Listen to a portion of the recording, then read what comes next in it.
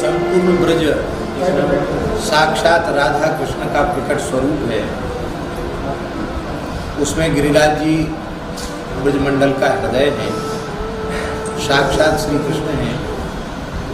और उसमें भी यह चंद्र सरोवर सारस्वत कल्प की लीला के अनुसार भगवान श्री कृष्ण की महारास स्थली, पुष्टि मार्ग के जहाज, उद्धव जी के अवतार, महाकवि सूरदास जी ने 73 वर्ष रहकर यहाँ अपने श्याम को रिझाया है। 1.25 लाख पदों की रचना, ऐसा कहा जाता है कि इसी स्थान पर बैठकर उन्होंने की। बल्लभकुल का भी यह एक महान तीर्थ है और इस महान तीर्थ को जागृत करने का श्रेय 2 महापुरुषों को है। एक पूज्य बाबा श्री ठाकुरदास जी महाराज, पंडित जी महाराज की आज्ञा से वे यहाँ आकर विराजे। और आज जो कुछ दिख रहा है संस्कार ब्रजवासियों में, ये जो कुछ उत्सव भाव भक्ति दिख रही, इसमें बाबा का योगदान है। बाबा यहाँ विराजे, बाबा ब्रजवासियों से प्रेम करते हो, ब्रजवासी बाबा से प्रेम करते। पूज्य सदगुरुदेव श्री गणेश दास जी भक्तमाली जी का भी संबंध यहाँ से, इस गांव से, ब्रजवासियों से बड़ी घनिष्ठता पूर्वक रहा, अंतिम क्षण तक रहा। ब्रजवासियों ने महाराज जी को अपना बाबा माना और महाराज जी ने गांव को अपना गांव माना। पूज्य बाबा ठाकुरदास जी यहाँ विराजते, निरंतर गो चिंतन उनको बना रहता था।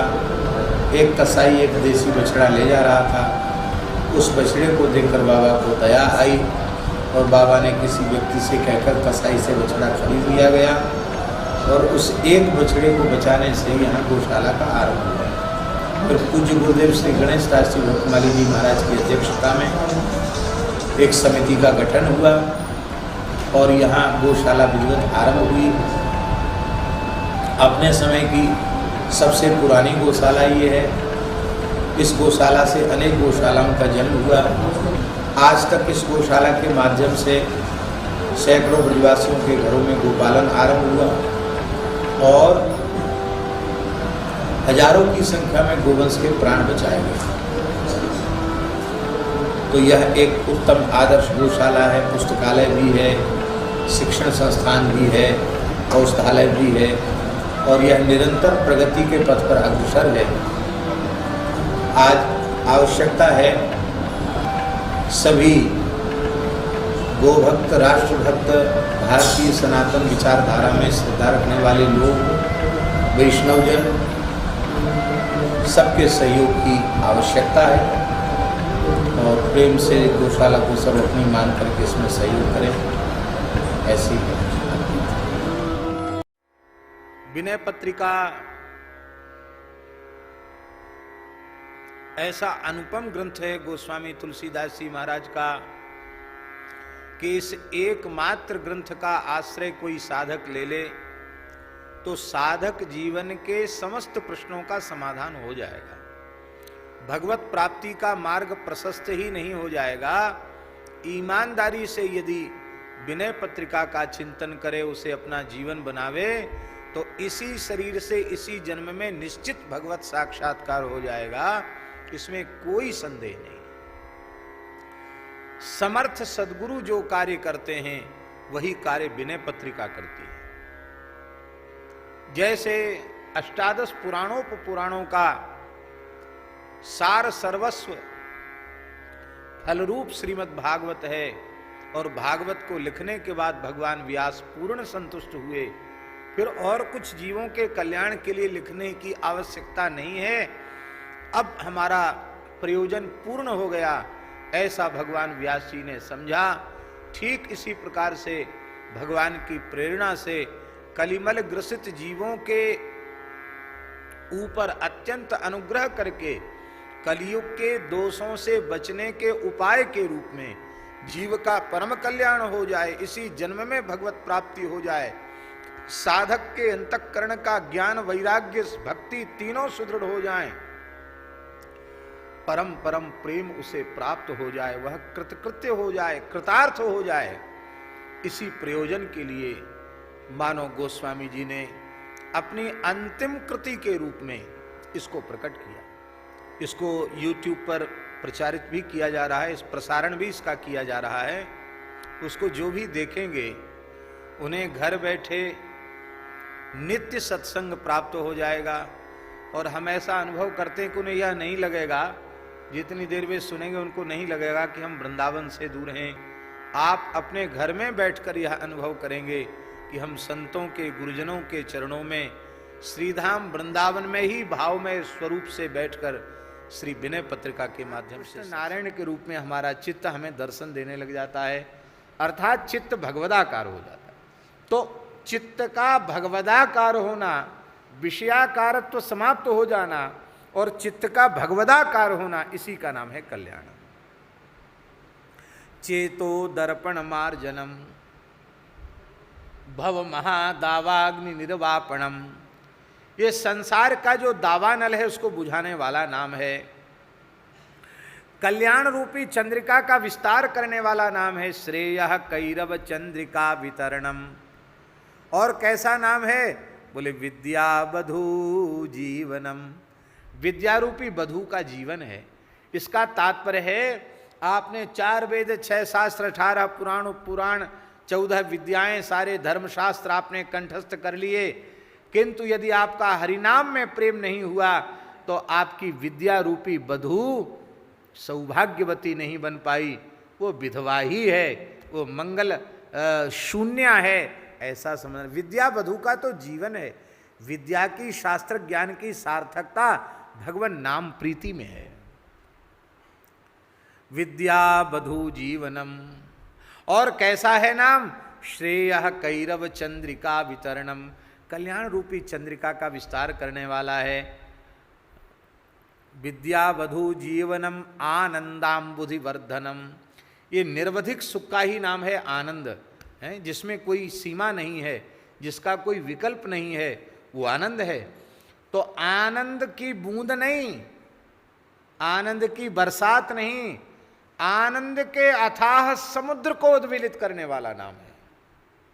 आनंद के समुद्र को उद्वेलित करने वाला नाम आनंदाम्बुधि वर्धनम प्रतिपदम पूर्णामृता स्वादनम, प्रत्येक पद में, प्रत्येक अक्षर में परिपूर्ण अमृत का स्वाद देने वाला है। और कैसा है?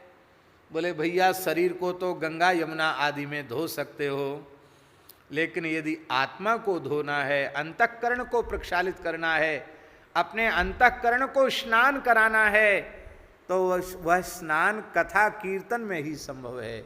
सर्वात्म स्नपनम परम विजयते श्री कृष्ण संकीर्तनम, इसका तात्पर्य है भगवन नाम, भगवद रूप, भगवत लीला, भगवत धाम, इनके रूप में भगवान की प्राप्ति, इसी का नाम है कल्याण, इसी का नाम है आनंद।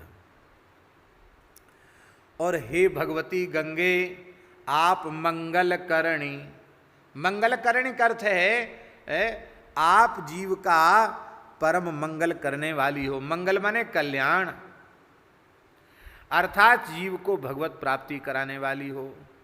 एक कथा आपको सुना मैं मंगल करणी के ऊपर। हमारे भारतवर्ष की संत परंपरा के एक बड़े श्रेष्ठ संत थे, शुक तीर्थ में विराजमान पूज्य परम पूज्य स्वामी श्री विष्णु आश्रम जी महाराज। दर्शन किया होगा हमने, आपने सब लोगों ने प्रायः उनका दर्शन किया। दास के ऊपर बड़ी भारी कृपा करते थे, वे बहुत कृपा करते थे।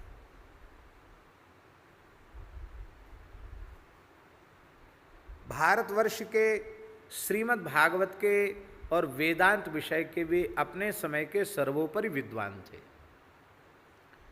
संपूर्ण श्रीमद् भागवत आद्योपांत कंठस्थ था उनको। और सभी भारतवर्ष का कौन ऐसा महापुरुष है जो शुक तीर्थ जावे और पूज्य स्वामी श्री विष्णु आश्रम जी का दर्शन न करे। बड़ा अद्भुत जीवन था उनका। कथा जब कहना छोड़ी तो बिल्कुल ऐसी छोड़ी कि बिल्कुल फिर मंच पर ही नहीं जाते थे, कुछ बोलते ही नहीं थे। फिर जब तक कथाएं कही तो पूरी मर्यादा से कथा कही उन्होंने। सभी लोग उनका आदर करते थे, बहुत अच्छे महापुरुष थे।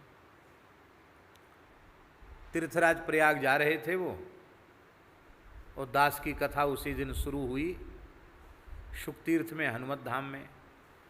तो मिथिलेश माता जी, परम श्रद्धेय स्वामी अखंडानंद सरस्वती जी की कृपा पात्रा, तो वो गई, वो स्वामी जी के नाते उनके ऊपर खूब कृपा करते थे।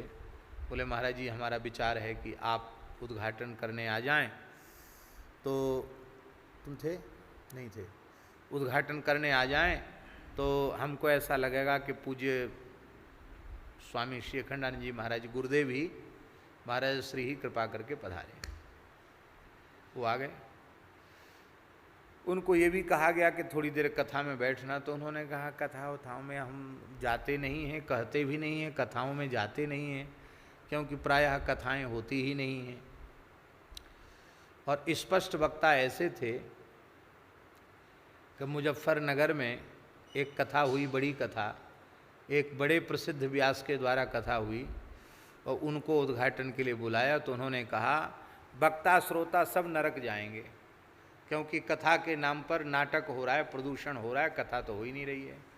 तो पुराण का तिरस्कार करने वाले सब नरक जाएंगे। विश्व प्रसिद्ध वक्ता को ये कह दिया उन्होंने, ऐसे विचित्र महात्मा थे वो। तो बोले आजकल कथाएं तो होती ही नहीं हैं, और हमको प्रयाग तक पहुंचना भी है। प्रयाग में उनका आश्रम भी है झूसी के निकट, तो वहाँ हमको पहुंचना भी है, इसलिए तुम्हारा आग्रह है तो हम होते हुए 5-10 मिनट बैठेंगे, हम चले जाएंगे।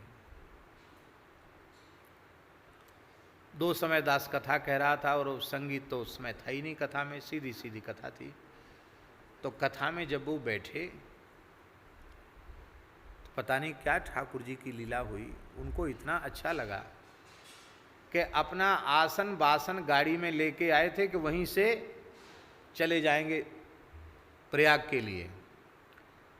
पर उन्होंने तुरंत अपने ब्रह्मचारी को कहा कि अब हम यात्रा स्थगित कर रहे हैं अपनी, जितने दिन कथा होगी हम पूरी कथा सुन के तभी प्रयाग जाएंगे। 9 दिन कथा हुई, और वे वृद्ध शरीर से भी दोनों समय कथा में विराजते थे। कभी 8 घंटे कथा होती, कभी 9 घंटे कथा भी हो जाती।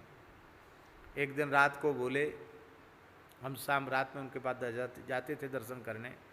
एक बार रात को बोले मुझे लगता था कि कथा लुप्त हो गई, लेकिन कथा अभी धरती पर जीवित है। मुझे बड़ी प्रसन्नता होती है, आप एकदम मूल ग्रंथ के अनुसार शास्त्रीय पक्ष लेकर व्याख्या करते हैं, बड़ी प्रसन्नता है मुझे। लेकिन एक शिकायत है। क्या? बोले अभी तो बालक हो आप, शरीर में बहुत शक्ति है आपके, और इतना ज़्यादा बोलते हो, बोलते बोलते शक्ति आखिर कहाँ तक है? मनुष्य का शरीर है, बोलते बोलते शक्ति जवाब दे जाएगी, तो जिस समय संसार को आपकी वाणी की आवश्यकता होगी आप बोल ही नहीं पाओगे। इसलिए बोले इतना मेहनत मत किया करो, इतना श्रम नहीं किया करो, थोड़ा कम बोला करो, थोड़ा विश्राम किया करो। इतना उनका वात्सल्य था मेरे प्रति। और दूसरी बात वो कहते थे कि देखो, एक तो साग मंडी होती है, एक जौहरी बाजार होता है। तो साग मंडी में भीड़ बहुत इकट्ठी होती है, लइयो रे दैयो रे, इतने रुपया धरी, इतने रुपया शेर, इतने रुपया क्विंटल, थोक मंडी, और हल्ला मचता है। और 2-4 घंटे के बाद जब मंडी उठने वाली होती है तो एकदम वहाँ सड़ी गली साग की बदबू ही वहाँ रहती है, कुछ नहीं। हाट उठने के बाद गंदगी के अलावा कुछ नहीं होता वहाँ। और जौहरी हीरे जवाहरात की दुकान खोल के, सोने चांदी की दुकान खोल के बैठे रहते, बढ़िया एसी लगा रहता है, बढ़िया गद्दा तकिया लगे रहते हैं, वहाँ भीड़ नहीं होती दुकान में। पर 2-4 ग्राहक भी आ गए, अरे 2-4 नहीं, अच्छा ग्राहक एक आ गया तो कहते आज का धंधा तो बहुत बढ़िया हो गया। हो जाता ऐसा कि नहीं हो जाता? तो उन्होंने कहा कि भागवत जी की कथा को, भगवान की कथा को सब्जी मंडी मत बनाना, इसको जौहरी की दुकान बना करके रखना है। जिज्ञासु आवे उनके सामने चर्चा करो, कितने लोग बैठे हैं इससे कोई लेना देना नहीं होना चाहिए।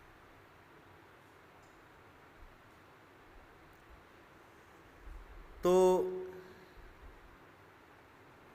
उन्होंने एक कथा सुनाई थी,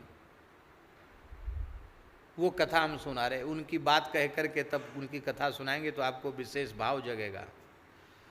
उन्होंने कथा सुनाई मंगल करणी के ऊपर। गंगा जी सबका मंगल करने वाली है, सबका कल्याण करने वाली। बोले एक बार गरुड़ जी जा रहे थे तो उन्होंने आनंदवन सुख तीर्थ को देखा, तो गंगा जी देखी तो उनको बड़ी प्रसन्नता हुई कि गंगा जी को लांघ के नहीं जावें, गंगा स्नान करके अपना कुछ नित्य नियम करके संध्योपासन करके तब यहाँ से चलें। तो जैसे ही गरुड़ जी ने गंगा जी में गोता लगाया तो बोले उन गोता लगा के अपना संध्या वंदन किया। तो गरुड़ जी को थोड़ी भूख लगी, क्योंकि स्नान के बाद नित्य नियम के बाद भूख स्वाभाविक लगती ही है। तो गरुड़ जी को भूख लगी तो गरुड़ जी का भोजन तो नाग हैं। तब तक भगवान की प्रेरणा हुई, कोई नाग व देवता वहाँ से निकले। तो गरुड़ जी को भूख लगी थी तो गरुड़ जी ने सोचा कि थोड़ा गंगा जी का जल ही पीकर भूख बुझा लें। फिर सोचने लगे कि खाली पेट कई बार पानी लग जाता है, कुछ खाकर के पानी पीना चाहिए। सोच ही रहे थे तब तक एक विशालकाय नाग उधर से निकला। गरुड़ जी ने कहा चलो बाल भोग तो हो ही जाएगा।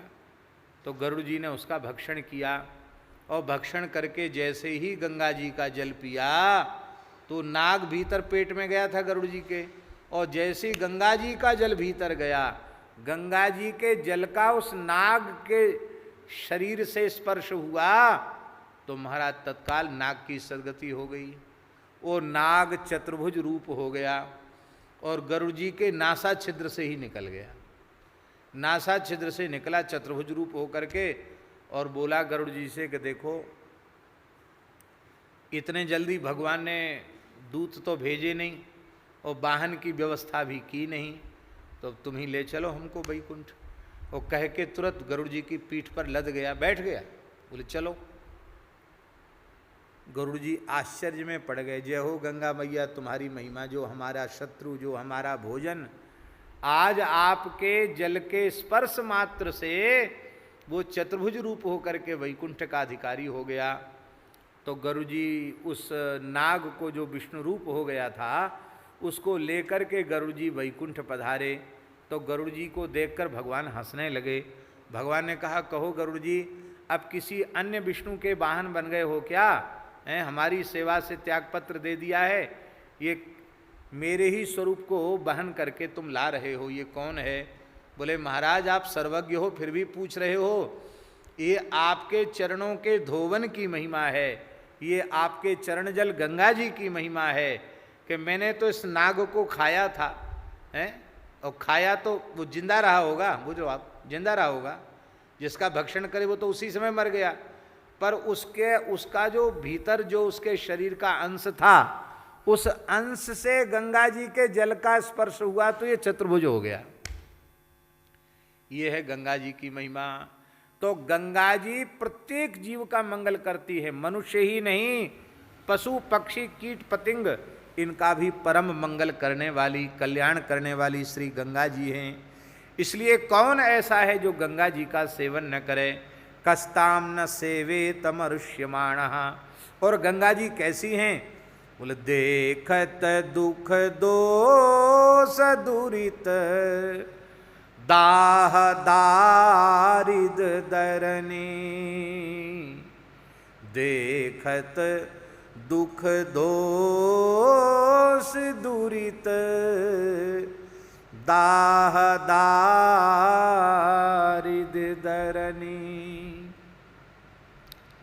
गंगा जी दर्शन मात्र से दुख का हरण कर लेती है,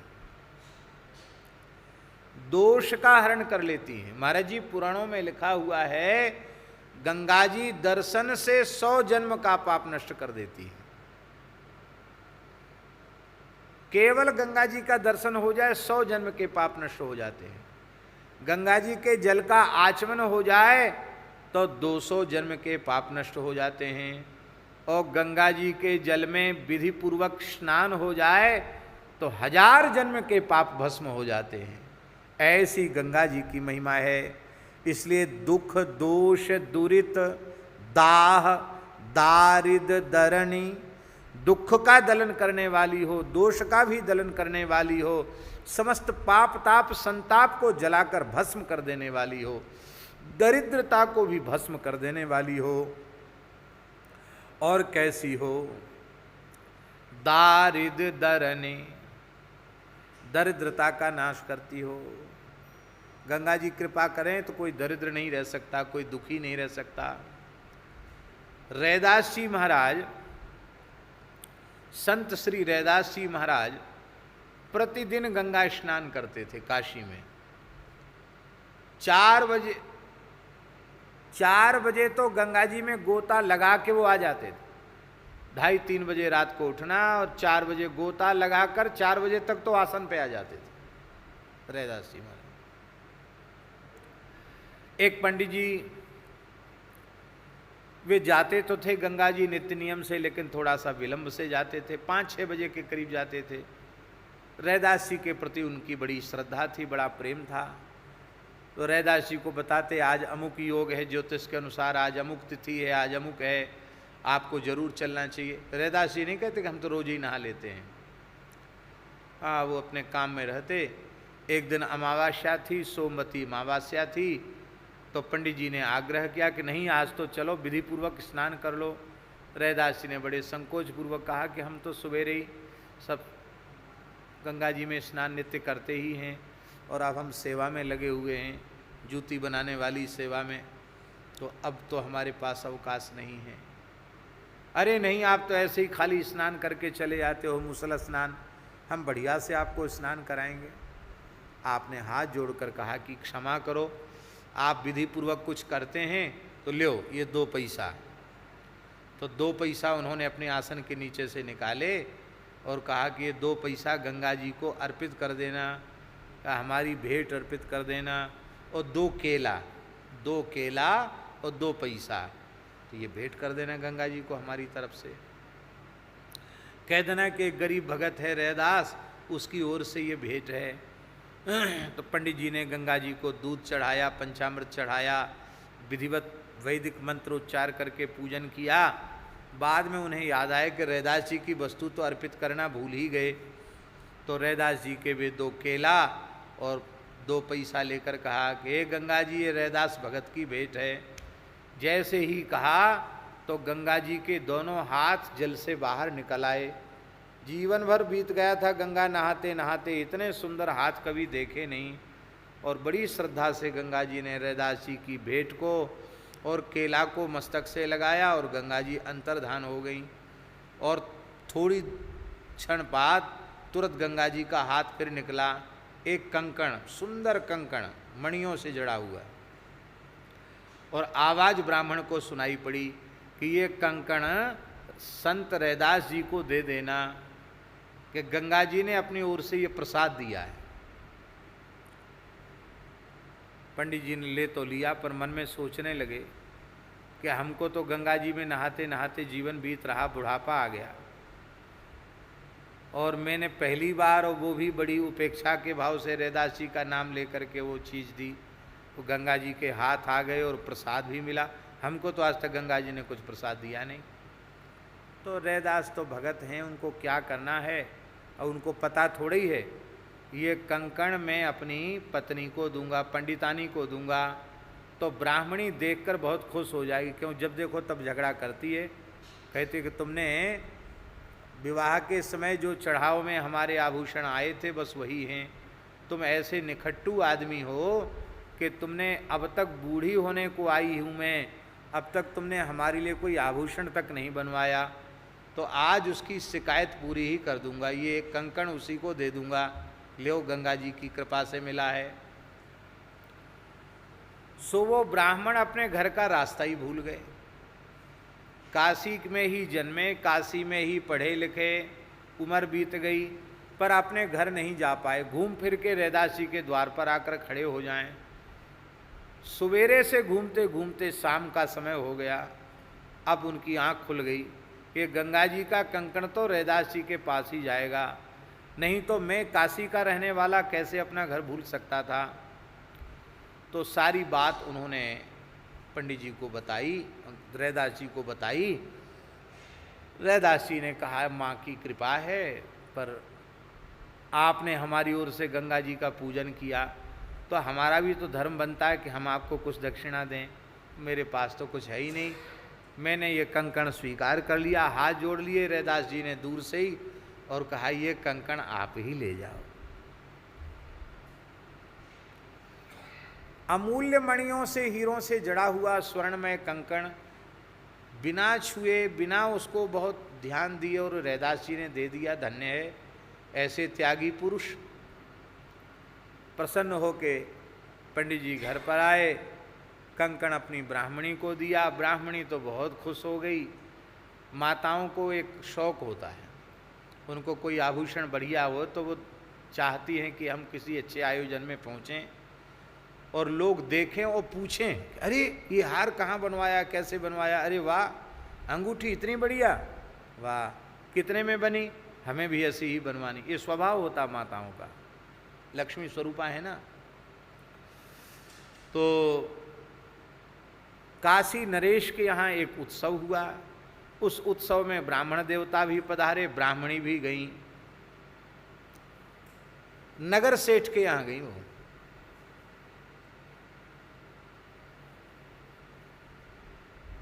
नगर सेठ के यहाँ गई ब्राह्मणी। नगर सेठ के यहाँ उत्सव था, वहाँ तमाम माताएं इकट्ठी हुई। उस कंकण को देखा तो आश्चर्य की बात थी।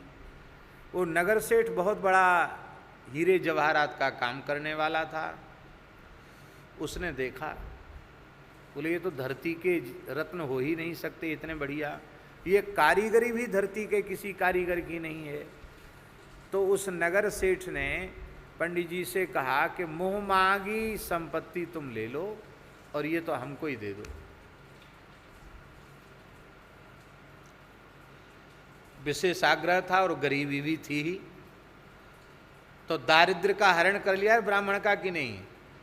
वो महाराज नया भवन उसको काशी में दे दिया, सारे संपत्ति से भर करके दे दिया, क्योंकि वो कंकण तो अमूल्य था। ब्राह्मण ने सोचा वाह जी वाह, तुम भाग खुल गए हमारे, बढ़िया मकान मिल गया, सजा धजा मकान मिल गया, बढ़िया खाने पीने की सारी सामग्री, इतने सोने चांदी के आभूषण मिल गए, वाह बहुत बढ़िया, सेठ जी तुम्हारा मंगल हो। ब्राह्मण तो प्रसन्न हो गए। कथा यहीं पूरी नहीं हुई। यहाँ के बाद फिर वो राजा के यहाँ उत्सव हुआ, काशी नरेश के यहाँ। वहाँ नगर सेठानी भी उस उत्सव में गई। तो उनके हाथ कलाई में जब वो कंकण देखा तो काशी नरेश की पत्नी महारानी साहिबा, महारानी ने कहा कि ऐसा कंकण तो मेरे पास भी नहीं है, कहाँ से मिला। बोले पता नहीं, सेठ जी ने एक ब्राह्मण से लिया है, ऐसे ऐसे उसको इतना कुछ दिया भी है कि वो उसका जीवन बढ़िया से व्यतीत हो जाए।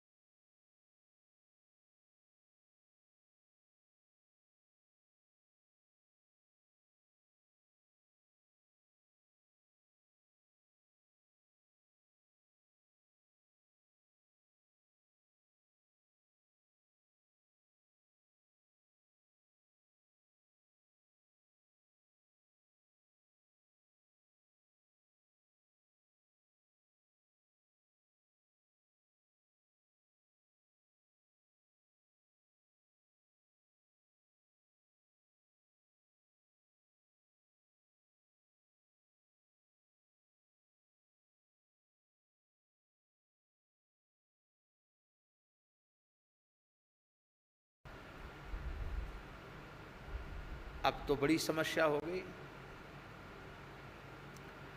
देवता ब्रह्मा जी के पास गए।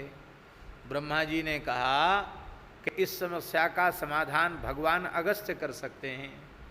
तो महर्षि अगस्त्य जी के पास संपूर्ण देवता गए और अगस्त्य जी से प्रार्थना किया कि भगवान बहुत अधिक व्यथित हैं ये असुरों के आतंक से, इनको मारें तो हम तब जब ये दिखाई पड़े। ये तो समुद्र में छिपे रहते हैं, दिखाई पड़ते नहीं, और मौका देखकर बाहर निकलते हैं।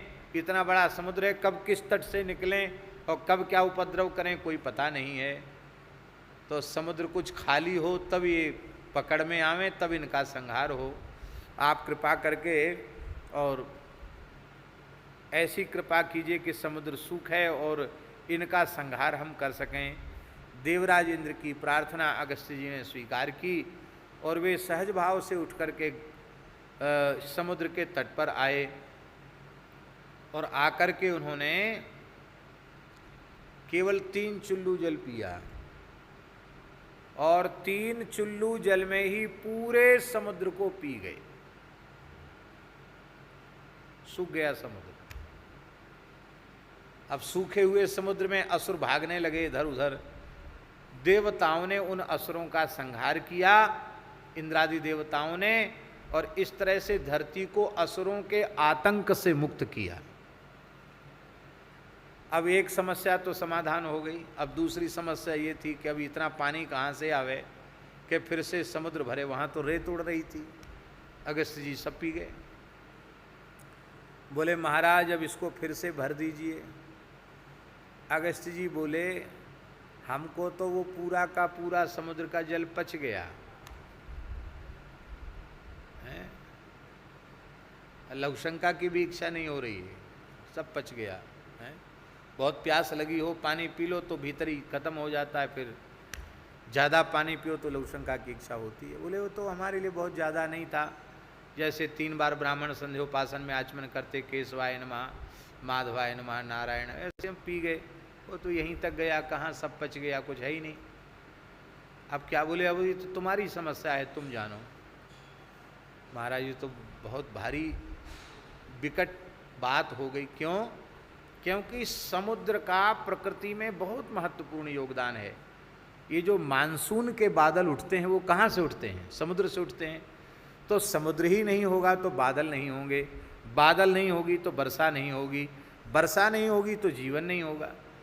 तो एक ओर से तो हम लोग संकट से मुक्त हो गए, दूसरा भयंकर संकट आ गया। अब कैसे इस संकट से हमारी निवृत्ति होगी? तब अगस्त्य जी ने कहा था कि विष्णुपदी भगवती गंगा जब भगीरथ जी लेकर के आवेंगे तो गंगा जी तुम्हें भर देंगी, समुद्र को भर देंगी। और उन गंगा जी ने ही पूरे समुद्र को भरा है। इसलिए समुद्र में मूल रूप में जो भी जल है वो सब गंगा जी का ही जल है। इसलिए समुद्र को तीर्थराज महोदधि कहा जाता है। संपूर्ण तीर्थों का राजा है समुद्र। समुद्र में स्नान करने से धरती के संपूर्ण तीर्थों में स्नान का पुण्य प्राप्त हो जाता है। अब एक प्रश्न है कि समुद्र में जब जल था ही नहीं, सूख गया था, सब पी गए अगस्त्य जी, और फिर गंगा जी ने भरा, तो गंगा जी का जल तो एकदम मीठा है, तो समुद्र का जल मीठा होना चाहिए। फिर खारी क्यों है?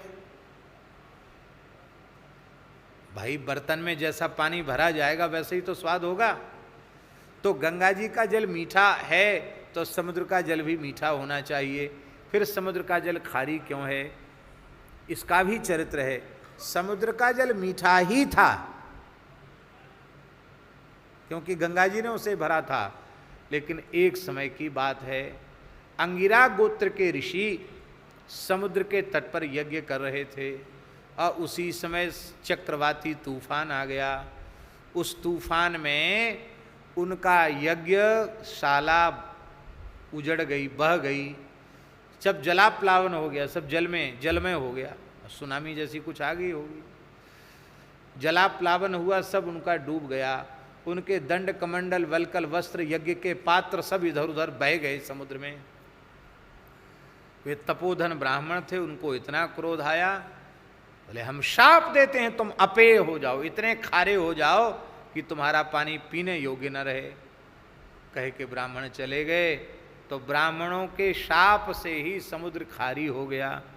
और ये भी सब भगवान की बनाई व्यवस्था है। समुद्र खारी न होवे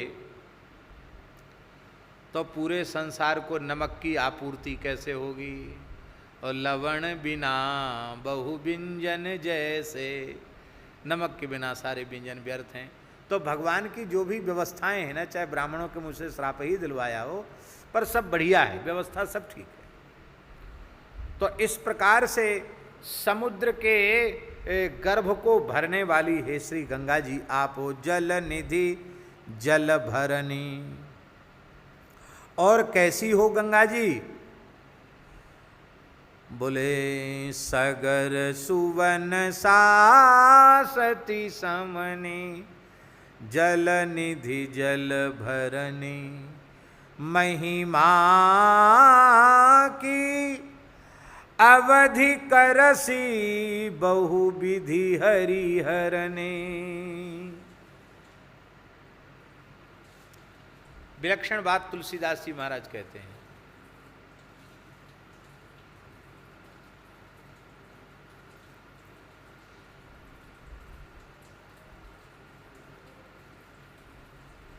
तीनों देवताओं की महिमा, तीनों देवताओं से जुड़कर आपकी महिमा बढ़ी हो, ऐसा नहीं है। तुलसीदास जी महाराज कह रहे हैं तीनों देवताओं से संबद्ध होकर जुड़कर आपकी महिमा बढ़ी हो, ऐसा नहीं है। तुलसीदास जी कहते हमको तो ऐसा लगता है कि विधि हरिहर, ये तीनों की कीर्ति, तीनों का यश, तीनों का चरित्र, तीनों का नाम आपसे जुड़ गया, इसलिए तीनों देवताओं की इतनी महिमा बढ़ गई। आपने ब्रह्मा नारायण के चरणों में निवास करके नारायण के चरणों की महिमा बढ़ाई। गंगा जी चरणों से प्रकट न होती तो चरण तो तमाम लोगों के और देवी देवताओं के भी तो चरण हैं कि नहीं, पर सबसे ज़्यादा विष्णु चरणामृत की महिमा, शालिग्राम चरणामृत की महिमा क्यों है? क्यों है चरणामृत की महिमा? क्योंकि उसमें गंगा जी का निवास है? तो आपने विष्णु के चरणों का प्रक्षालन करके उनके चरणों की महिमा, चरणामृत की महिमा पूरे भुवन कोश ब्रह्मांड में बढ़ा दी। भगवान की महिमा को बढ़ाने वाली हो। ब्रह्मा जी के कमंडल में विराजमान होकर ब्रह्मा जी की महिमा बढ़ा दी। अरे ब्रह्मा जी की महिमा तो बढ़ा ही दी, कमंडल की महिमा बढ़ा दी।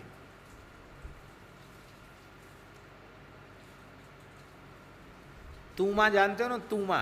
तूमा तुम्बी, तो तूमा कड़ुआ होता, कड़वी तुम्बी होती है, उसका कमंडल बनता है, उसको महात्मा लोग कमंडली कहते हैं।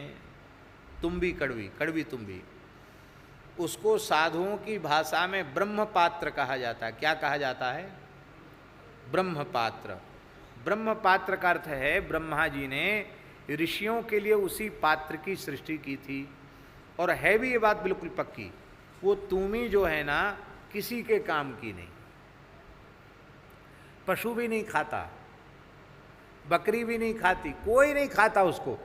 इतनी कड़वी होती है तुम्बी कि वो किसी के, साग सब्जी भी उसकी बनती नहीं, किसी के खाने योग्य वो होती नहीं, वो तो केवल और केवल कमंडल बनाने के काम में आती है।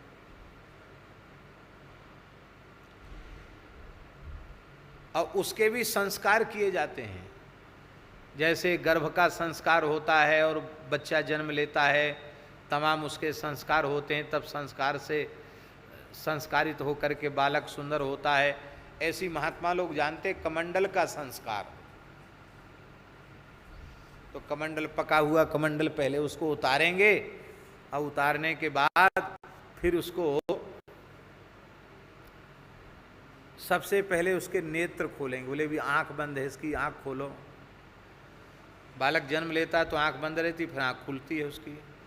तो प्रेम कटारी लेकर के, प्रेम कटारी जानते हो ना, चक्कू छुरी, वो प्रेम कटारी लेकर के उसके बढ़िया सुंदर नेत्र खोलते हैं, कमंडल के नेत्र खोलते हैं। उसी में कलाकारी होती है, ऊर्ध्वमुखी कमंडल है कि मध्यमुखी है कि अधोमुखी है, सब महात्मा लोग जानते हैं। उनके बढ़िया नेत्र खोलते हैं। नेत्र खोलने के बाद भीतर का जो कचड़ा है उसको भी धीरे धीरे बाहर निकालते हैं, और बाहर निकालने के बाद अब भीतर का गूदा बीज वगैरह निकल गए। उसके बाद वेद लक्षणा भारतीय देसी गाय का मूत्र और गोबर, वो दोनों मिला करके और उसको भर देते हैं उस कमंडल में। तो फिर भरते हैं, 24 घंटे बाद फिर खाली करते हैं, फिर भरते हैं, फिर खाली करते हैं, फिर भरते हैं, फिर खाली करते हैं। ऐसे ही कम से कम 5-7 दिन तक वो काम करते हैं। तो उसके भीतर का जो कड़ुआपन है वो गोबर गोमूत्र के प्रभाव से नष्ट हो जाता है, उसमें और अधिक दिव्यता आ जाती है, कमंडल पक जाता है गोबर गोमूत्र के प्रभाव से। फिर क्या करते हैं, इसके बाद उसको भद्र करते हैं, क्योंकि भद्र के बिना दीक्षा थोड़ी होती है। तो उसको भद्र करते हैं कमंडल को, उसको जो है जल में, पवित्र जल में डुबा देते हैं और डुबाकर उसको भद्र करते हैं। और प्रेम कटारी लेकर के जैसे मुंडन संस्कार होता है ना, ऐसे ऊपर से उसको धीरे धीरे भद्र करते हैं और बढ़िया चमक जाता है। भद्र हो करके फिर उसको थोड़ा तुलसी का हीरा कंठी धारण करा के थोड़ा घी से चिकना करके स्नान करके तिलक स्वरूप लगाते हैं। अब ये संस्कार संपन्न हो गया। अब संस्कार संपन्न होने के बाद और बढ़िया कमंडल बनाना है, तो उसको फिर संस्कारित करने के बाद बढ़िया चकाचक कड़काया हुआ ताजा भारतीय वेद लक्षणा देसी गाय के घी से उसको भर देते हैं। और घी से भर करके उसको फिर अपनी छप्पर के ऊपर में बांध देते हैं। कहाँ? जहाँ धूना की अखंड अग्नि जहाँ जलती, हवन होता है, तो वो घी तो उसमें रहता ही है और हवन का धुआं वगैरह उसमें लगते लगते ऐसा चमक जाता है महाराज, क्या कहना। एक से एक सुंदर कमंडल, कोई कोई कमंडल तो बिल्कुल सालिग्राम भगवान जैसे हो जाते हैं, ऐसा सुंदर कमंडल चमक जाता है। फिर घी पीना वो बंद कर देता है, बाद में उसको उतार लेते हैं। और फिर सबसे पहले पानी नहीं भरते हैं, सबसे पहले उसमें गाय का दूध भरते हैं। दूध भर के ठाकुर जी को नहवाते हैं, शंकर जी को नहवाते हैं। इसके बाद गंगा जमुना में स्नान कराते हैं। अब कमंडल उपयोग का हो गया। इतना संस्कार करते तब कमंडल होता है। अब कमंडल की परंपरा ही खत्म हो गई। अब तो सब बिस्लरी पहुंच गई महात्माओं के हाथ में। अरे भाई, हमारी विनम्र प्रार्थना है, जल पात्र जरूर रखो, कमंडल अवश्य रखो। भले ही आपके लिए उपयोग नहीं है, पर कमंडल अवश्य होना चाहिए। पूज्य पहाड़ी बाबा महाराज, खाक चौक वाले महाराज जी कहते थे, हमने देखा अभी जाएंगे और शाम को लौट के आना है, लाओ हमारा कमंडल ब्रह्मपात्र। हम उनका ब्रह्मपात्र आसन लेते थे। तो हमने कहा महाराज जी आज तो लौट के आना है। तो चले रट बक बक करते हो। पात्र के बिना साधु कुपात्र होता है। कुपात्र कौन है? जिसके पास पात्र नहीं वो कुपात्र है। और आपको स्मरण होगा, हरिराम बाबा भी कमंडल रखते थे। कहते थे बिना पात्र के साधु कुपात्र होता है। कमंडल रखते हैं, कमंडल ब्रह्मपात्र। तो वो कमंडल की महिमा इतनी क्यों हो गई? क्यों हो गई कमंडल की महिमा? वो तो किसी के काम की नहीं है, कड़वी तुम्बी है, इतनी महिमा कैसे हो गई? कमंडल का मंत्र आपको बता देते हैं। वैसे मंत्र बताना नहीं चाहिए, लेकिन बता देते हैं। हमारे महाराज जी देखते बढ़िया कमंडल, पहाड़ी बाबा महाराज, हे कमंडल कहाँ से लाए? बोले वहाँ से लाए। वाह, बहुत अच्छा कमंडल। मंत्र बताओ कमंडल का। कमंडल का मंत्र नहीं बताया कि धर दया। बिडल पंथी मारा मारा इधर का उधर डोलता है। चिपिया का मंत्र ना बता पाओ तो चिपिया रखवा लेते, कमंडल का मंत्र ना बता पाओ तो कमंडल रखवा लेते। फिर जिसको जरूरत पड़, अपने पास नहीं रखते, जिसको जरूरत पड़ती उसको दे देते, ले जाओ। और फिर वो कहता, जिसका रखवा लिया, कहता महाराज हमको, तब कहते यहाँ आसन लगाओ, कुछ दिन सेवा करो, तब बताएंगे। बोलो वृंदावन बिहारी। ये सब साधुओं की टकसार होती थी, तब उससे निकलते थे पूरा, जैसे फौजियों की होती ना ट्रेनिंग, तो पूरी ट्रेनिंग करने के बाद बढ़िया फौजी बन के निकलते हैं। अब वो साधुओं की ट्रेनिंग वाली जो बात है वो धीरे धीरे समाप्त ही होती चली जा रही है, इसलिए पुराने संस्कार सब नहीं हो रहे हैं। आप लोगों को स्मरण होगा जब ऐसा ही एक अवसर आया था कि हम बाहर नहीं जा रहे थे, तो हमने साधुओं की पढ़ाई पूरी करवाई थी, साधु साई पढ़ाई है। साधुओं को क्या क्या, साधुओं की टकसार पढ़ाई थी, राम पटल पढ़ाया था, सिद्धांत पटल पढ़ाया था, विभूति चढ़ाने के मंत्र पूरी, अर्थ पंचक, मंत्रार्थ, तत्वत्रय, जो भी साधुओं की उपयुक्त पढ़ाई है वो पूरी कराई थी। कितना समय लगा था? शायद 2-3 महीना लगे थे, और उसकी कुछ भाग शायद कैसेट भी हुई थी और होगी भी कैसेट। महेश दास जी ने, मधुसूदन दास जी ने वो उसको बनाया था कैसेट को। तो ये सब पुराने संतों की पढ़ाई होती थी, सब सिखाया जाता था। तो कमंडल का मंत्र क्या है? उसमें गंगा जी की महिमा है। कमंडल की महिमा क्या है? जलम दहत ओम जलम दहतु पापानि कमंडलु गतोत्वथ गंगा तोय समम नित्यम जलपात्रम च शुद्धयतु। ये मंत्र है कमंडल का। जब कमंडल व्यवहार करते हैं तो उसको जल से, पवित्र जल से, गंगा यमुना आदि में प्रक्षालन करते हैं, उस समय ये मंत्र बोलते हैं। जलम दहतु पापानि, शुद्धि कोई छू गया हो किसी का तो ये जल उसके सारे दोष का दहन कर ले। कमंडलु गतोत्वथ, अथवा कमंडलु में स्थित जल संपूर्ण प्रकार के पापों को भस्म कर देता है। जलम दहतु पापानि कमंडलु गतोत्वथ गंगा तोय समम नित्यम। साधारण जल भी ब्रह्म पात्र कमंडल में पहुंच करके गंगा जल के समान हो जाता है। क्यों? क्योंकि उसी कमंडल में भगवान का चरण ब्रह्मा जी ने धोया था, इसलिए कमंडल में चरण धोया था तो उस तुम्बी के पात्र में आज भी चरणों का संस्कार बना हुआ है। सामान्य जल पहुंच करके भी चरणामृत के समान हो जाता है, गंगा जल के समान हो जाता है। गंगा तोय समम नित्यम जलपात्रम च शुद्धयतु। तो ब्रह्मा जी के कमंडल में प्रतिष्ठित होकर आपने कमंडल की, ब्रह्मा जी की महिमा तो बढ़ाई ही, आपने कमंडल की महिमा बढ़ा दी। उस ब्रह्मा जी की नहीं कमंडल है कौन पूछे, पर वो ब्रह्म पात्र हो गया। कहाँ तो एक कड़वी लता का फल था, उसका नाम ब्रह्म पात्र हो गया। आपने ब्रह्मा जी की महिमा तो बढ़ाई, उनके कमंडल की महिमा भी आपने बढ़ा दी, जिसमें स्थित सामान्य जल भी गंगा जल के तुल्य हो जाता है। और विष्णु की महिमा बढ़ाई, ब्रह्मा जी की महिमा बढ़ाई, और किसकी महिमा बढ़ाई? भोले बाबा की महिमा बढ़ाई। अभी हमने कहा था, कल की बात है कि परसों की बात है, पद्माकर जी का एक कवित्त कहा था हमने, पद्माकर जी का एक कवित्त कहा था, बड़ा प्यारा कवित्त है, हम फिर उसको कहना चाहते हैं, बड़ा सुंदर कवित्त है। बोलो भक्तवत्सल भगवान की जय, श्री गंगा मैया की जय।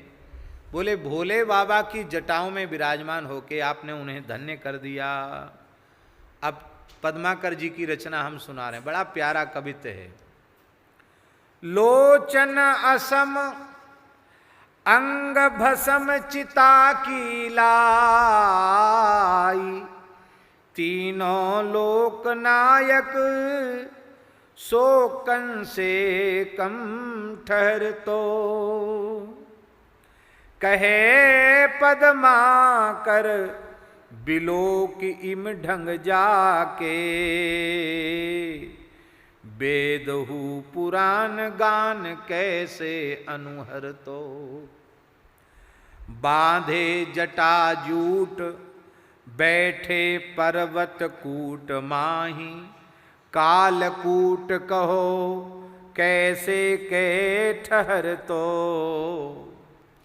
पीवे नित भंग, पीवे नित भंगे रहे प्रेतन के संगे, ऐसे पूछ तो को नंगे, जो न गंग शीस धर तो। ऐसो पूछ तो को नंगे, जो न गंग शीस धर तो। गंगा जी की महिमा में विषम लोचन है शंकर जी के, सबके 2 आंख होती, उनके 3 आंख है। कोई बढ़िया पाउडर भी नहीं लगाते हैं, चिता भस्म रमा लेते हैं, और तीनों लोक के नायक हैं, फिर भी उनके घर में एक बांस की टटिया का भी दरवाजा नहीं है, ऐसे ही पेड़ के नीचे रह जाते हैं। ऐसे इनके ढंग हैं, संग्रह परिग्रह का कोई नाम नहीं है। तो ऐसे शंकर जी का वेद यश कैसे गाता? पर वेद गाते गाते, पुराण गाते गाते थकते नहीं है। क्यों ऐसा हुआ? और बोले वेशभूषा भी बड़ी बढ़िया नहीं है, कोई बढ़िया घुंघराले बाल हों, बढ़िया तेल डालते हों, फुग्गा पारते हों, सो भी बात नहीं है। बांधे जटा जूट बांधते हैं, पहाड़ पर रहते हैं, और महाराज कालकूट जहर उनके गले में है, कालकूट जहर का भक्षण कर लिया, और भोजन भी कोई बढ़िया नहीं, आग धतूरा भांग खा जाते हैं, पीवे नित भंगे। संगी साथी भी अच्छे नहीं, भूत प्रेतों के संग रहते हैं, भूत प्रेत उनके परिकर हैं, और कपड़ा भी नहीं पहनते, नंगे रहते हैं। लेकिन इसके बाद भी इनकी महिमा इतनी कैसे बढ़ गई? ये देवाधिदेव महादेव कैसे हो गए? वेद पुराण इतिहास सब शंकर जी की महिमा गाते गाते थकते क्यों नहीं हैं? बोले अब समझ में आया। पद्माकर जी कहते, इन नंगे को कौन पूछता यदि गंगा जी को जटाओं पर धारण न करते? तो नंगे को कोई पूछने वाला नहीं था। अर्थात हे गंगा जी, आपने महिमा बढ़ा दी। हाँ, बिल्कुल सही बात है, गंगा जी ने महिमा बढ़ा दी। और आदि शंकराचार्य भगवान क्या कहते हैं? चिता भस्मा लेपो गरल मशनम दिक्पट धरो, जटाधारी कंठे भुजग पतिहारी पशुपति। और भुजग पतिहारी पशुपति,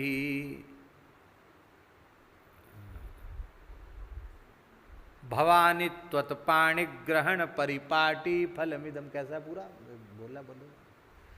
चिता भस्मा लेपो गरल मशनम दिक्पट धरो, जटाधारी कंठे भुजग पतिहारी पशुपति।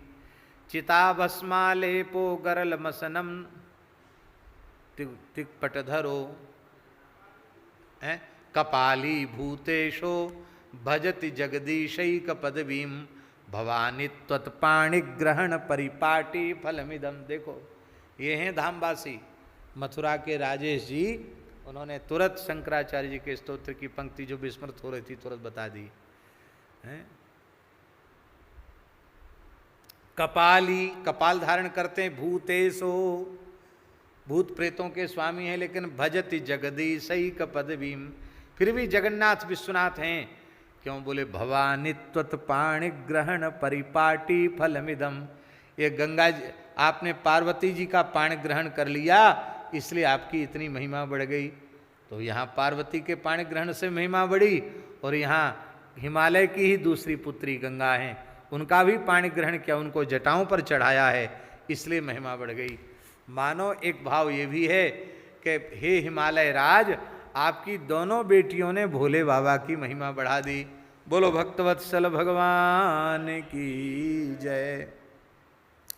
और कैसी हैं हे गंगा जी? बोले महिमा की अवधि, महिमा की अवधि, करसी बहुविधि हरिहरनी। ब्रह्मा, विष्णु और शिव, इन तीनों को कृतार्थ करके आपने इन तीनों की महिमा को बढ़ा दिया। हे भगवती, अब आपके चरणों में हमारी एक ही प्रार्थना है। कैसे? बोले तुलसी करुबाणी बिमल, बिमल बार बरनी। अत्यंत निर्मल जल की उपमा देनी हो तो किस जल से उपमा देते हैं? गंगा जल के समान विशुद्ध, गंगा जल के समान निर्मल।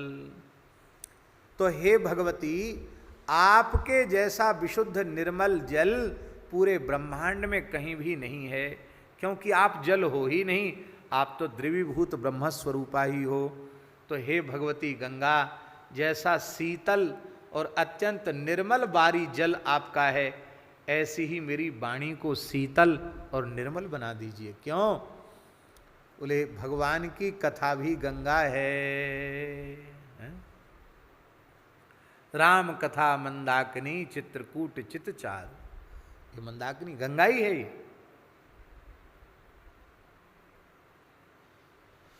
तो गंगा जी जब हैं तो गंगा जी के जैसी वाणी होगी तब ना भगवान की कथा होगी।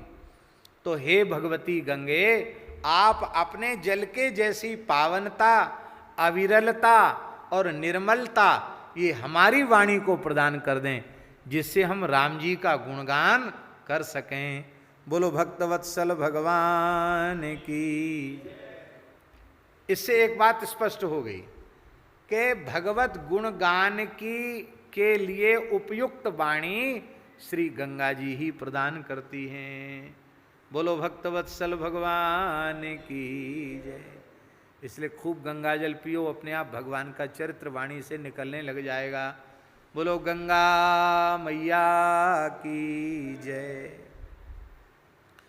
अब एक विशेष बात है, विनय पत्रिका में 4 पदों में गंगा जी का गोस्वामी जी ने स्मरण किया और फिर आगे 1 पद में यमुना जी का स्मरण किया। सरयू जी का स्मरण क्यों नहीं किया? विनय पत्रिका में सरयू जी के लिए स्वतंत्र कोई पद नहीं है। होना चाहिए था कि नहीं?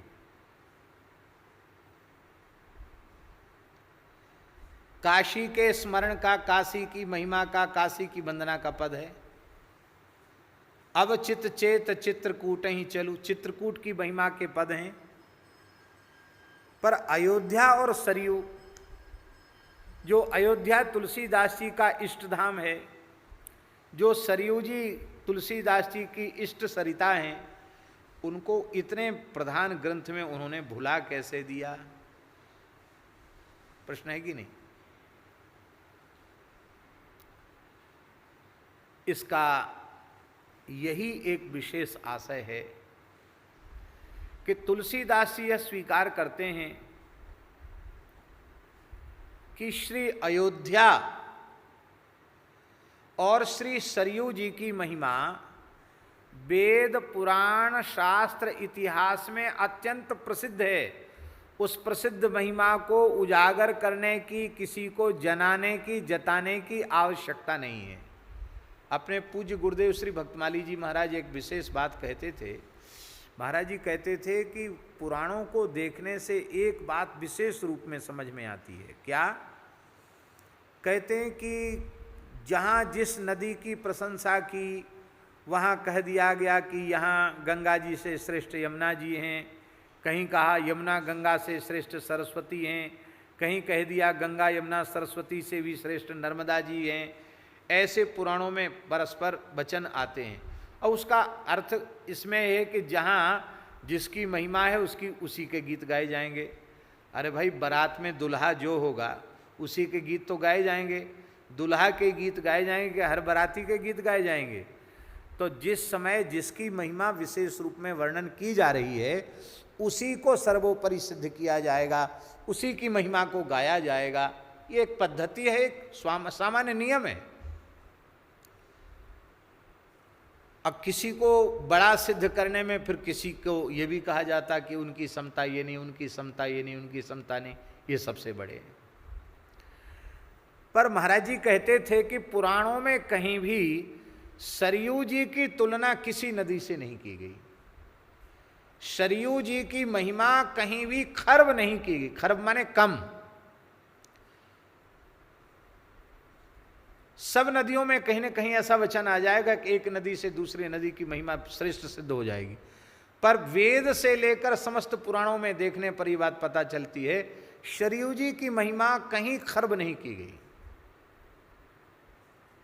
सरयू के लिए लिखा है महाराज जी, सरयू सगुण पुमान, सगुण ब्रह्म सरयू है। निर्गुण ब्रह्म गंगा है तो सगुण ब्रह्म सरयू है। चरणों से उत्पन्न है गंगा जी तो नेत्रों से उत्पन्न है श्री सरयू जी।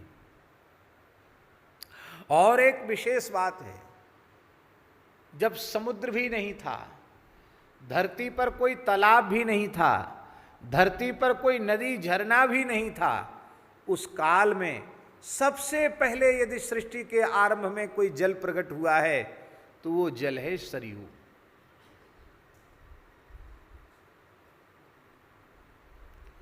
महाप्रलय के पश्चात भगवान श्रीमन नारायण ने एकारणव जल में शयन किया।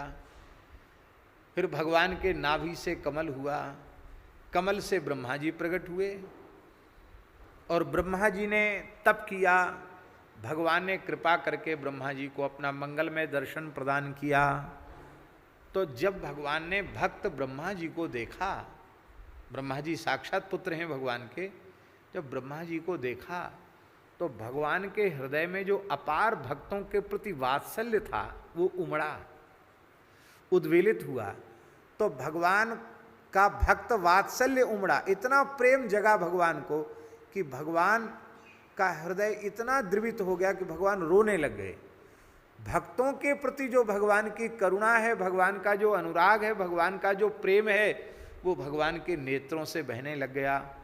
ब्रह्मा जी तो सृष्टि के देवता है ही हैं। तुरंत उन्होंने अपने मन से विचार किया कि इस भक्त वात्सल्य रूपी भगवान का द्रव, क्योंकि भगवान का सब कुछ भगवान है। एक बात सिद्धांत की समझ लेनी चाहिए, हम लोगों में शरीर शरीरी भेद होता है, शरीर अलग है और शरीरी आत्मा अलग है, लेकिन भगवान में ये भेद नहीं है।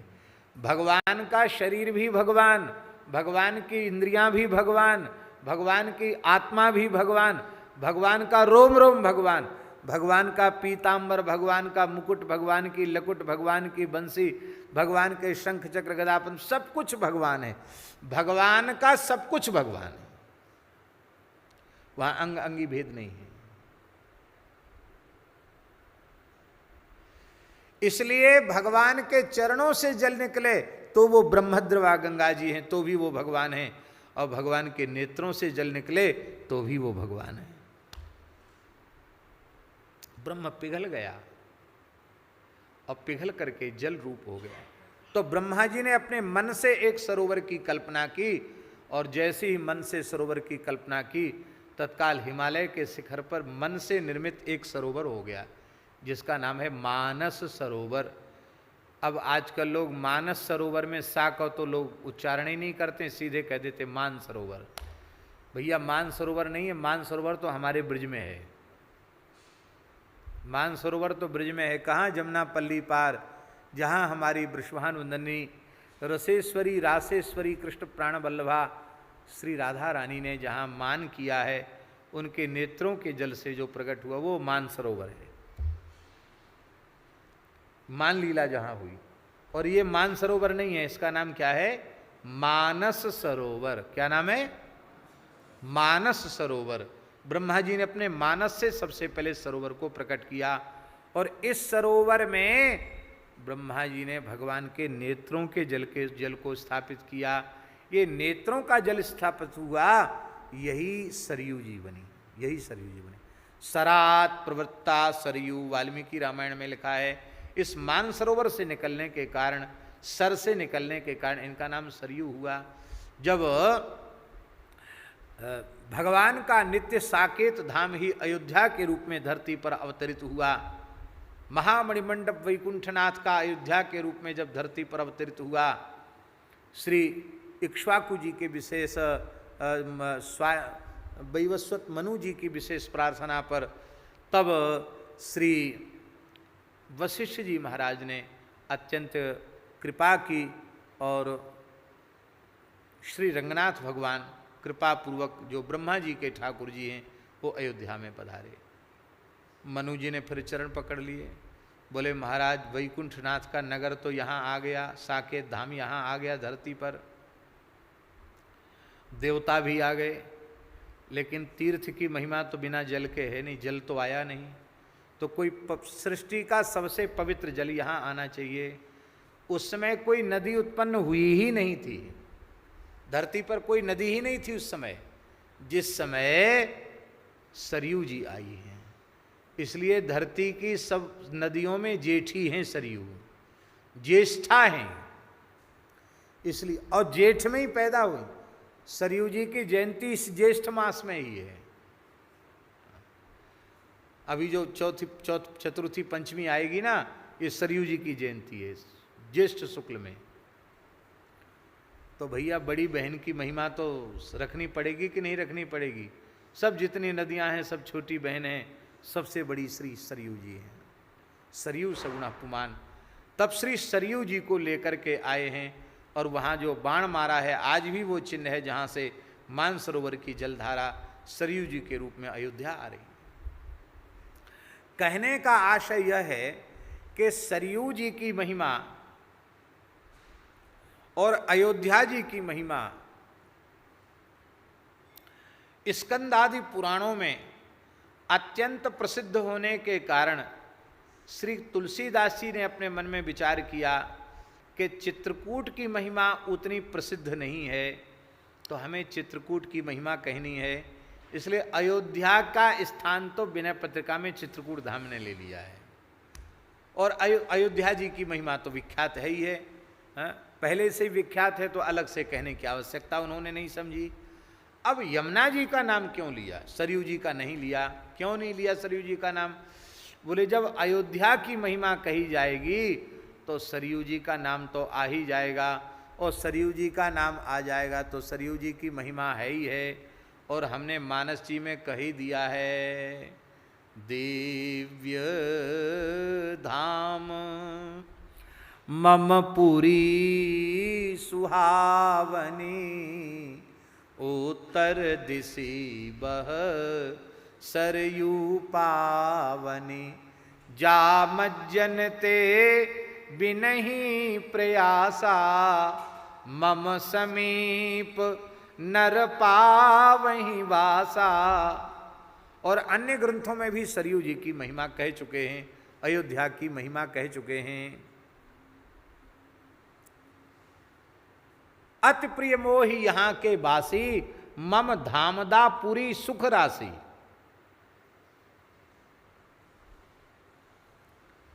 अयोध्या जी की महिमा कह चुके, सरयू जी की महिमा कह चुके, तो वो महिमा तो कह ही चुके हैं, लेकिन हमने यमुना जी की महिमा नहीं कही।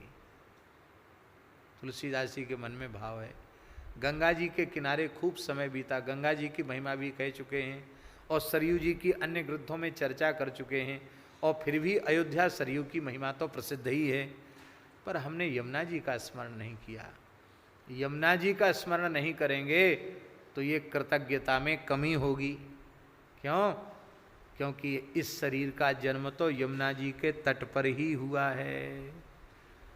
बांदा जिला, चित्रकूट क्षेत्र, राजापुर गांव यमुना जी के तट पर ही स्थित है, और तुलसीदास जी का निवास तो यमुना जी के घाट पर ही था, समझो ऐसा। आत्माराम द्विवेदी जी का निवास तो ऐसा था, गंगायाम घोषा की तरह, नेत्र खोलें तो सबसे पहले यमुना जी दिखाई पड़े। तुलसीदास जी का जन्म यमुना जी के तट पर हुआ, और अधिकांश जीवन का समय गंगा जी के तट पर व्यतीत हुआ। संबत 1554 विषय कालिंदी के तीर, श्रावण शुक्ला सप्तमी तुलसी धर्यो शरीर। यमुना जी के तट पर जन्म हुआ, और यमुना जी साक्षात प्रेम प्रदात्री हैं। यमुना जी साक्षात प्रेम देने वाली हैं। गोस्वामी जी के जीवन में जो अपार प्रेम है, उस प्रेम का कारण भी यही है कि गोस्वामी जी तो ऐसी सरिता के तट पर जन्मे हैं जो युगल सरकार का बहता हुआ प्रेम है। पर यहाँ एक और विशेष बात है, तुलसीदास जी ने यमुना जी के स्मरण में ब्रजभूमि के साथ इसका स्मरण नहीं किया। नहीं उनको पद में कहना चाहिए था आप ब्रजमंडल की शोभा हो, आप ब्रजमंडल की चेतना हो, निकुंज रस की अधिष्ठात्री हो, राधा रानी की सखी हो, युगल सरकार की प्रेम स्वरूपा हो, अथवा उनके श्रीअंग का स्वेद ही तुम्हारे रूप में प्रकट हुआ है, या नित्य गोलोक विहारिणी हो, अथवा विरजा, ये सब कुछ नहीं कहा उन्होंने। एक अलग ही बात यमुना जी के संबंध में तुलसीदास जी ने कही। कारण यह है कि गोस्वामी जी कहते हैं कि श्री कृष्ण की याद करके, राधा रानी की याद करके, ब्रजभूमि की याद करके, गोलोक की और विरजा की याद करके महिमा गाई जाए तो विशेषता नहीं है। इनके कारण तो महिमा है ही, पर विशेष महिमा यमुना जी की क्या है? बोले इनकी महिमा का स्मरण ना भी किया जाए तो भी यमुना जी, यमुनोत्री से लेकर प्रयाग तक कहीं भी यमुना जी हैं, उनके जल के दर्शन मात्र से जमराज के जो गण हैं उनका मुख मलिन हो जाता। ये कहना चाहते हैं हे यमुना जी, अलग अलग नदियों की तो अलग अलग स्थानों में विशेष महिमा है, लेकिन आप तो यमुनोत्री से लेकर प्रयाग तक आपकी महिमा का क्या कहना, आपकी महिमा का कोई पारावार नहीं है। ये तुलसीदास जी महाराज कहना चाहते हैं। विलक्षण है गोस्वामी जी का भाव। पद संख्या 21, ये 21 संख्या भी लगता है यही प्रमाणित करती है कि भैया हमने जितनी महिमा अब तक कही है सब में 19-20 हो सकता है, पर जमुना जी न कहीं 19 हैं और न कहीं 20 हैं, जमुना जी तो हमेशा 21 ही रहेंगी। बोलो जमुना महारानी की जय। यमुना जी सदा 21 रहने वाली हैं। बड़ी विलक्षण है यमुना जी की महिमा।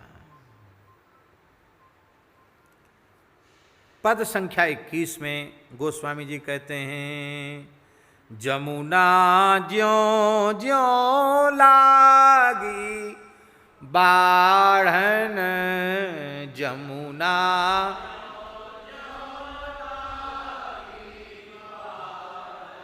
सभी गाइए, जमुना ज्यों ज्यों लागी बाढ़न, जमुना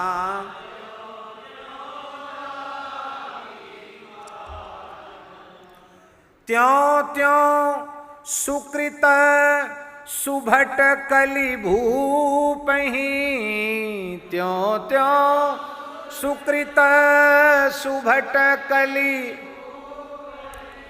निदरी लगे बहुकाढ़न, निदरी लगे बहुकाढ़न, जमुना ज्यों ज्यों लागी बाढ़न, जमुना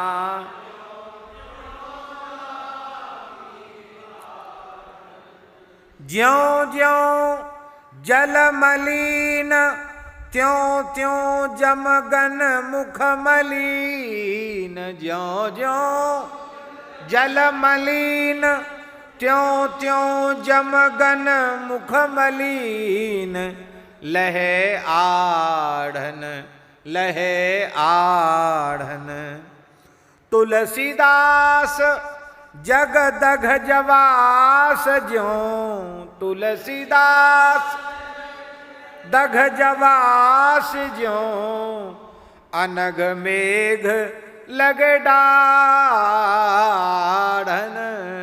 अनग मेघ,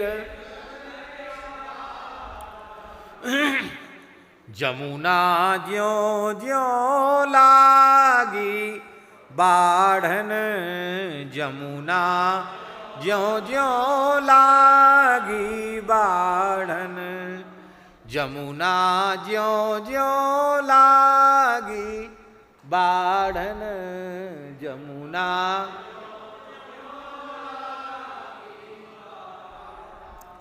हाँ हाँ, बड़ी प्यारी बात। वर्षा काल में नदियों का जल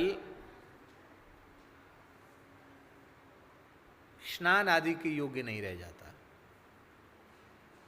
फेन, जलकुंभी, झाग बहुत आता है और पुराणों के अनुसार नदियां उस समय ऋतुमती होती हैं। ऋतुमती, उनका भी ऋतु काल होता है, इसलिए नदियां रजस्वला हैं, एतावता उनमें स्नान करना मना है। पर यह व्यवस्था बहुत ध्यान से सुने, गंगा यमुना आदि नदियों के लिए नहीं है।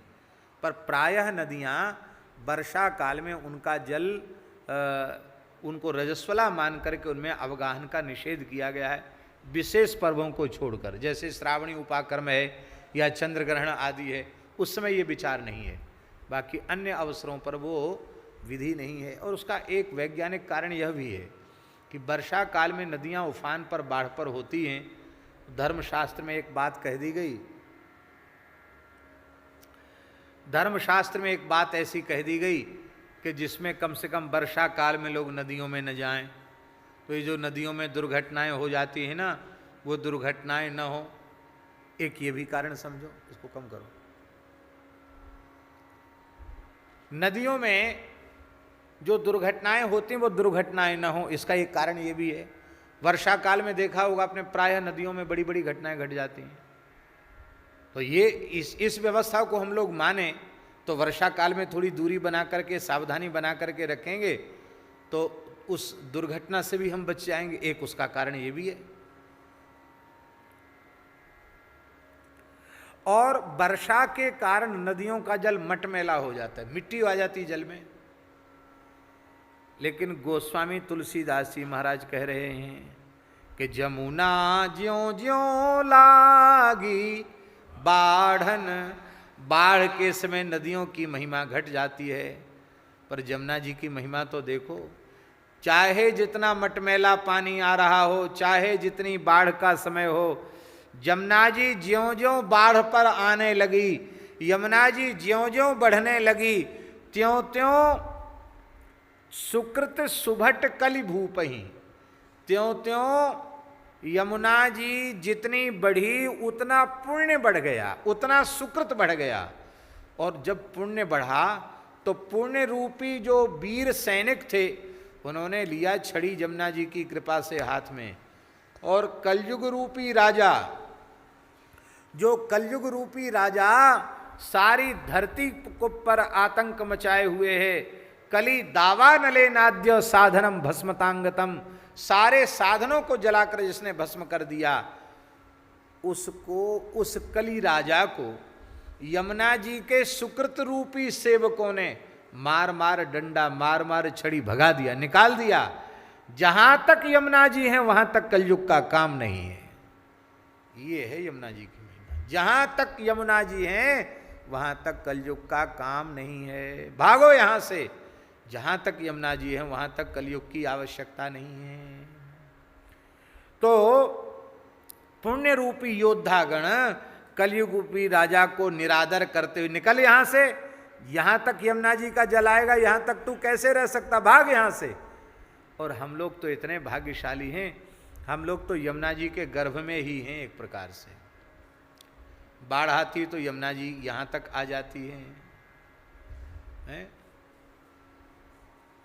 78 की बाढ़ आई थी तो खाकचौक के ठाकुर जी तो घुटने तक यमुना जी के जल में थे, और श्री सुदामा कुटी के ठाकुर जी यहाँ तक जल में थे, यहाँ तक खाली नाक ठाकुर जी की बच रही थी। पुजारी जी पानी में होकर के जाते थे, फिर आरती करते थे ठाकुर जी।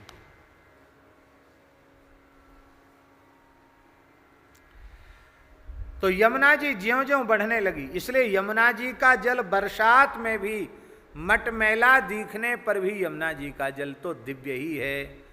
उसमें भले मिट्टी शैवाल कुछ भी दिखाई पड़े, पर यमुना जी का जल ऐसा है जो कलयुग रूपी राजा को भी भगा देता है वहां से।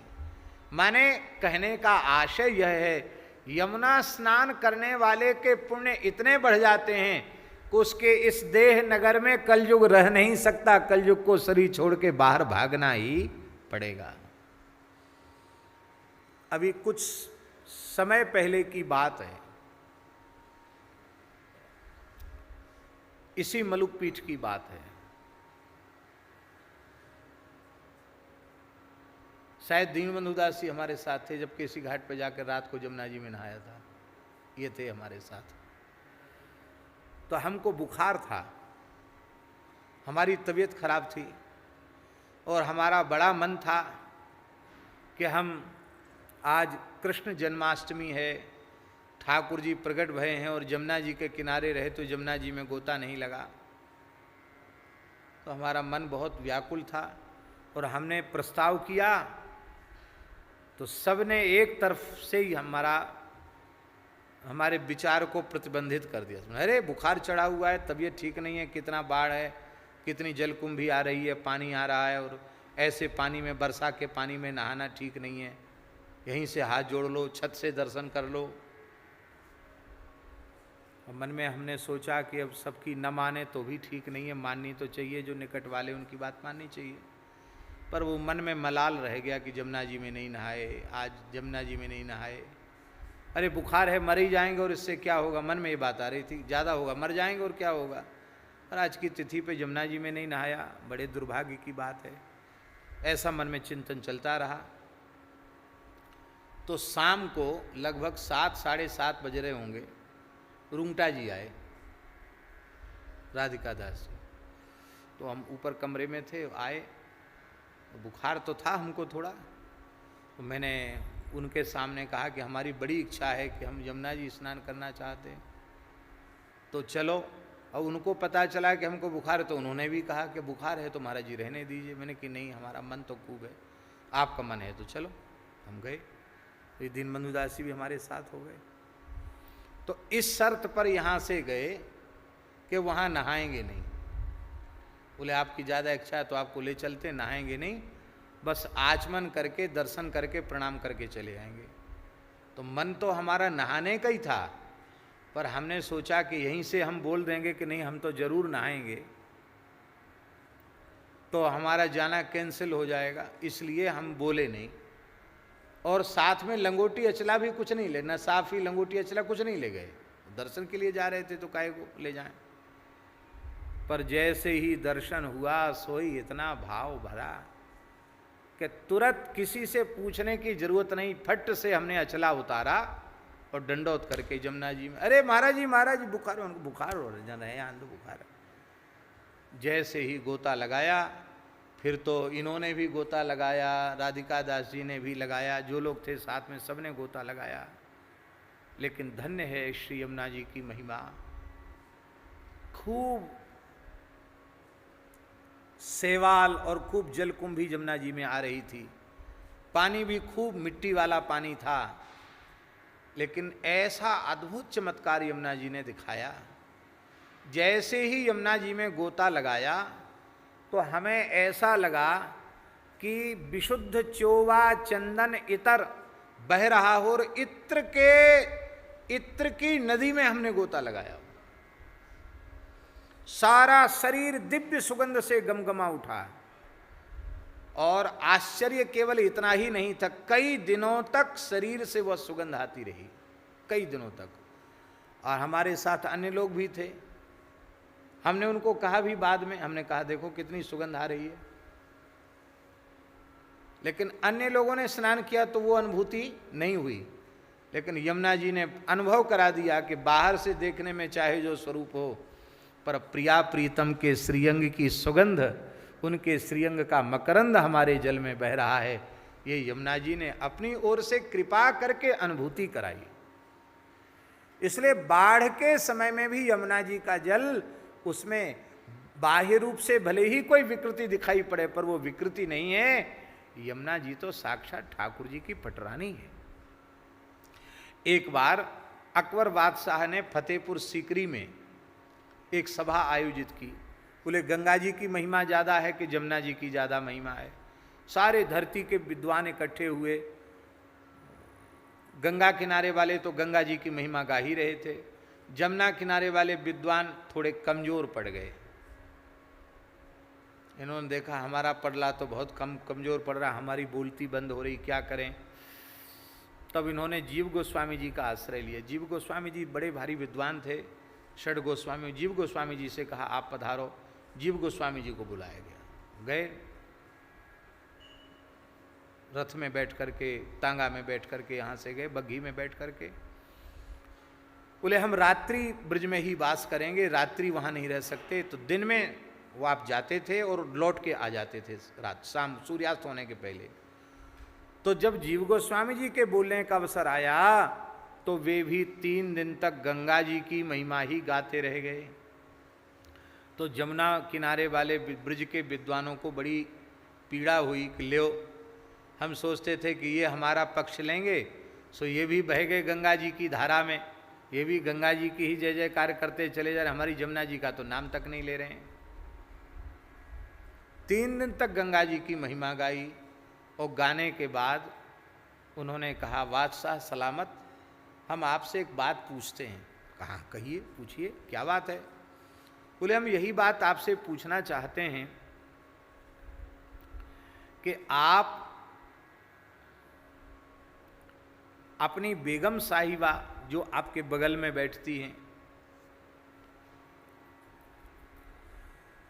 उनको विशेष सम्मान देते हैं, आदर देते हैं कि आपके चरणों की सेवा करने वाली आपकी कोई दासी है, चरण सेविका है, उसको आप आदर अधिक देते हैं, किसको देते हैं। बादशाह ने कहा स्वाभाविक है, सेवक सेविकाएं तो महल में बहुत हैं और बेगम साहिबा तो हमारी बेगम साहिबा हैं, जितना पावर हमारा उतना उनका है। श्री जीव गोस्वामी जी ने कहा गंगा जी की महिमा अनंत है, अनंत है, अनंत है, पर वे भगवान के चरणों से निकली हुई उनके चरणों का जल हैं। और यमुना जी तो साक्षात प्राणेश्वरी हैं, श्री कृष्ण की पटरानी हैं। तो जो महिमा परब्रह्म श्री कृष्ण की है, उनसे एक अणुमात्र भी कम महिमा यमुना जी की नहीं है। आपने ही अपने मुंह से न्याय कर दिया कि बेगम की महिमा ज़्यादा है, सेविका की महिमा उनके बराबर नहीं हो सकती है। अब तो सबने यमुना जी की महिमा को सर्वोपरि रूप में स्वीकार किया। यमुना जी की एक विशेषता और ब्रह्मविवर्त पुराण, गर्ग संहिता आदि में लिखी है। गर्ग संहिता में तो महाराज जी लिखा है, ब्रह्मविवर्त में भी लिखा है, यमुना जी मिलती नहीं है किसी से। दिखाई पड़ती हैं गंगा जी से मिलती हुई यमुना जी, पर यमुना जी समुद्र में भी नहीं मिलती। 7 समुद्रों का भेदन करती हुई श्री यमुना जी पुनः भुवरलोक, स्वर्गलोक, महरलोक, जनलोक, तपलोक का अतिक्रमण करती हुई ब्रह्मलोक जाती हैं। अब ब्रह्मलोक को भी लांग करके यमुना जी पुनः गोलोक में पहुंच जाती हैं। गोलोक से आती हैं और फिर गोलोक जाती हैं। किसी से नहीं मिलती हैं यमुना जी, गंगा जी, यमुना जी। यमुना जी के 7 पुत्र हैं, 7 समुद्र, तो अपने बेटों को थोड़ा लाड़ प्यार करती हैं, पर मिलती समुद्र से भी वे नहीं। यमुना जी किसी से नहीं मिलती है। यमुना जी की ऐसी अद्भुत महिमा है। हम लोग तो जमुना किनारे वाले हैं। जमुना ज्यों ज्यों लागी बाढ़न, त्यों त्यों सुकृत सुभट कलि भूपहि, निदरि लगे बहु काढ़न। ज्यों ज्यों जल मलिन, त्यों त्यों जमगन मुख मलिन। जमुना जी का जल बरसात में ज्यों ज्यों मटमैला होता है, त्यों त्यों जमदूतों का मुख काला पड़ता चला जाता है। वो सोचते हैं जमुना जी इतनी बढ़ रही हैं, जहाँ तक इनका विस्तार होगा वहाँ तक के जीव तो भले ही पापी क्यों न हो, अब वो तो जमलोक आने वाले नहीं हैं। तो पहले तो वे बड़े प्रसन्न होते थे कि इस पापी को ले जाएंगे, इस पापी को ले जाएंगे, इस पापी को ले जाएंगे। पर जब जमुना जी बढ़ती हैं तो कहते भैया अब तो इनको हम ले नहीं जा पाएंगे। उनका मुंह काला पड़ जाता है कि अब उनका कोई आसरा नहीं रह गया कि मैं यमलोक किसको ले जाएं। इसलिए हमारे ब्रज में कहावत है, जहाँ जहाँ जमुना बहें तहां तहां जमुनाएं, जहां जहां जमुना बहे तहां तहां जमुनाएं। जमुना जमदूतन टारती हैं और भव तारती हैं श्री राधिका रानी, बहुत प्रसिद्ध है। तो यमदूता मुख काला हो गया। लहे आढ़न, आढ़ माने सहारा, उन यमदूतों को किसी का सहारा नहीं रह गया। अब तो यमुना जी की कृपा से जो भी यमुना जी के भगत हैं वो सब यमुना जी की कृपा से श्री कृष्ण चरण कमल को प्राप्त कर लेंगे। श्री वल्लभाचार्य महाप्रभु जी ने कहा है, नमोस्तु यमुने सदा तब चरित्र मत्यद्भुतम, न जातु यम यातना भवति ते पयपानतः, यमोपि भगिनी सुतान कथम हन्ति दुष्टानपि, प्रियो भवति सेवनात् तव हरेर यथा गोपिका। श्री वल्लभाचार्य महाप्रभु जी कहते हैं, हे यमुना जी आपको सदा नमस्कार है, आपका चरित्र बड़ा अद्भुत है। तब चरित्र मत्यद्भुतम, क्या अद्भुत चरित्र है?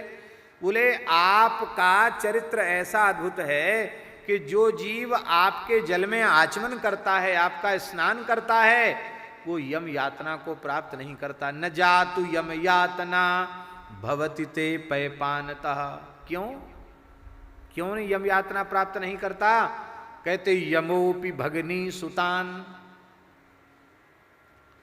जमुना जी में गोता लगा लिया, जमुना जी के गर्भ में चला गया, वो तो जमुना जी का पुत्र हो गया, और जमुना जी से संबंध हो गया, जमुना जी का पुत्र हो गया, तो यमराज का भांजा हो गया। क्योंकि यमराज यमुना जी के भाई हैं, तो भैया मामा तो भांजे को दूध मलाई खिलाएंगे, दूध भात खिलाएंगे, कुर्ता टोपी देंगे, उसका काहे को उसका अपमान करेंगे। तो जो भी जमुना जी के भगत हैं वो जमलोक होके जाएंगे, तो यमराज खूब उसको भांजे जैसा लाड़ प्यार दुलार करके ठाकुर जी के पास भेज देते हैं। यमोपि भगनी सुतान कथम हन्ति दुष्टानपि, दुष्ट भांजों को भी मामा आदर ही देता है, हैं?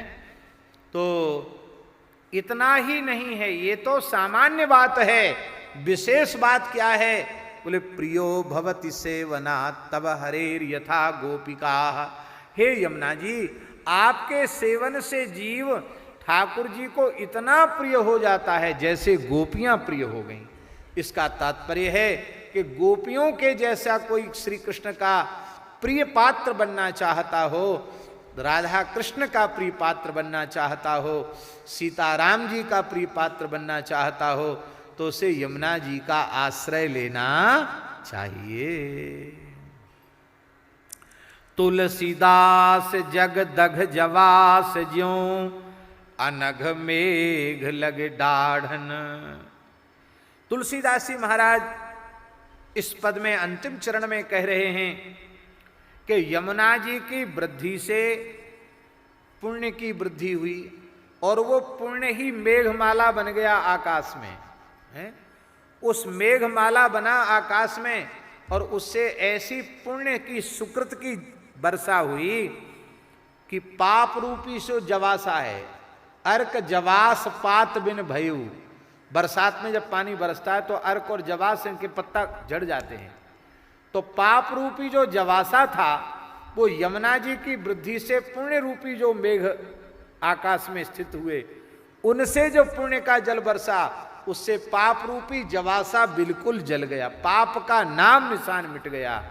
ऐसी श्री यमुना जी की महिमा गोस्वामी तुलसीदास जी महाराज ने स्मरण की है। तो कहने का आशय है कि अयोध्या का स्थान तो विनय पत्रिका में चित्रकूट ने ले लिया, और सरयू जी का स्थान विनय पत्रिका में श्री यमुना जी ने ले लिया।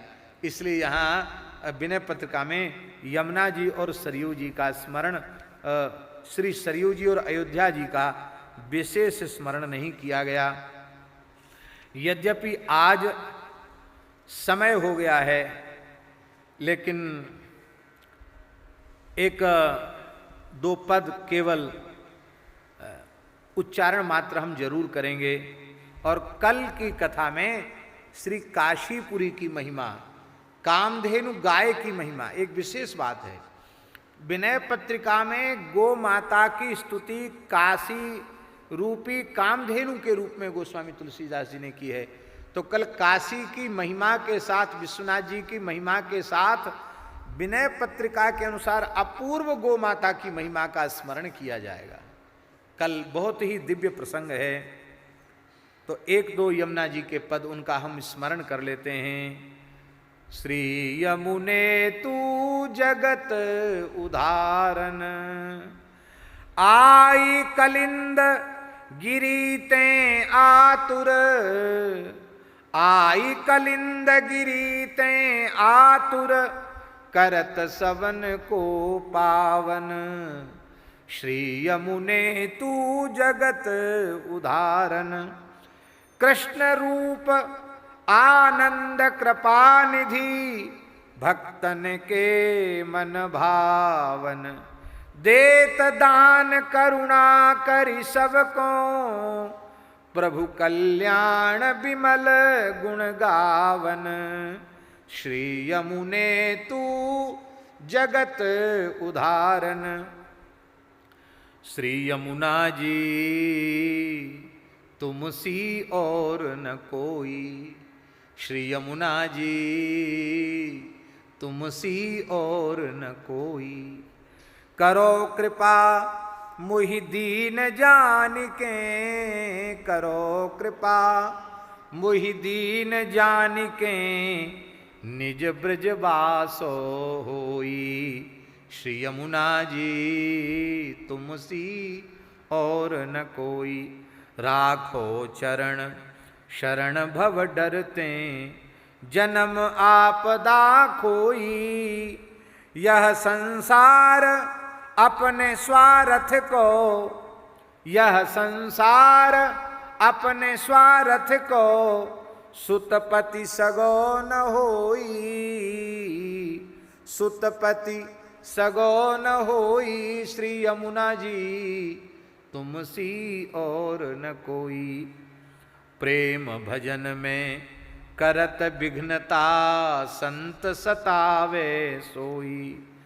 ताको संग स्वप्न नहीं दीजे, ताको संग स्वप्ने नहीं दीजे, मांगत नयनन रोई रोई, मांगत नयनन रोई। श्री यमुना जी तुम सी और न कोई। गरल पान डारत अमृत में, विषयारस सोमोई। रसिक कहे लहरे समुद्र समोई। श्री यमुना जी तुम सी और न कोई। श्री यमुना जी तुम सी और न कोई। सदगुरु जन शताब्दी महोत्सव में